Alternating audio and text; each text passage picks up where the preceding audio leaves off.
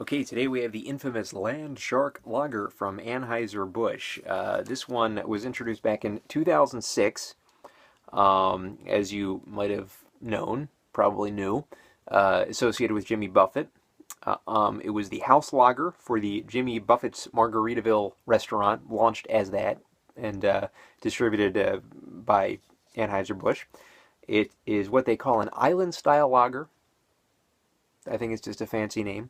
It's basically just an American adjunct and a very low ABV as well, 4.6%.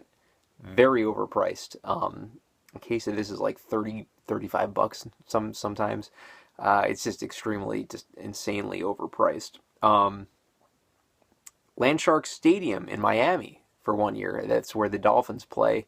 It was renamed that in 2009 and then went to Sun Life Stadium after that. So it was only a season that it was named after this beer. Named after Jimmy Buffett's song Fins, which is about sharks that can swim on the land. Landshark. Also, probably an homage as well to Chevy Chase's character from Saturday Night Live back in the 70s, the shark that would, be at the door, answer the door, and he would eat the person. So I think that was that shark character was actually called the Landshark, I think. So let's open this up. You see a very almost... I don't even know what very golden kind of color, but it looks just like, no, it just looks, I don't even know the word I'm looking for. Island style lager. Let's pour into this glass and see what we got. I mean, we already know the color. We could see through the bottle, so do not expose these to sunlight. They will skunk in like literally a microsecond. So as we pour it in, we see kind of a little bit over a finger of head. Very bubbly, very see-through. Aroma-wise now, this is very fluffy head too. Yeah, getting that rice corn adjunct. There's really nothing that makes me think, oh, this is an island lager, as opposed to Bud Light, which is a land lager. Completely marketing strategy, obviously, to make it seem like you're, in a tropical oasis, I suppose. Or just kind of hanging out like Jimmy Buffett hangs out usually with the parrot head stuff. So let's get the taste now of Landshark.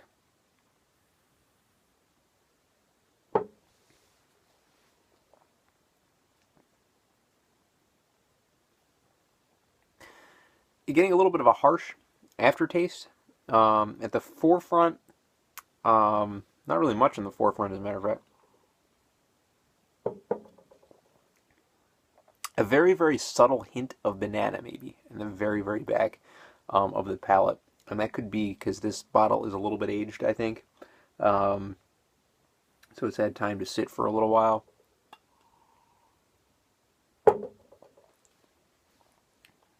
Kind of a light-tasting beer, not really too crisp, but just... it's actually a little... not quite as light as I thought it would be. I thought it would be extremely light and almost non-existent, but getting a little bit of earthiness to it. I don't think it's... I don't think it tastes... It tastes like it might be higher ABV than 4.6%, or it should be.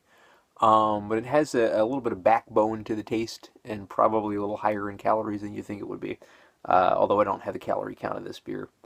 Very tough beer to rate. I'm going to go ahead and give Landshark lager remember these are for what they are, American adjuncts. I'm going to go ahead and give it a 6 out of 10.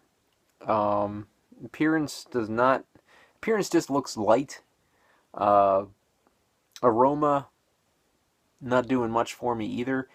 Taste is kind of unique and a little bit better than a normal boring light lager. There's something a little bit going on here. It's not going to set the world on fire, but it does have a little bit more backbone to it than you'd normally think from a beer like this. That said, though, it is definitely not warranted to create that price point that it is. It's a little too expensive for a beer like this. It doesn't really make sense. It's just basically, hey, Jimmy Buffett, so we're going to jack up the price. So that said, 6 out of 10 for Landshark Lager.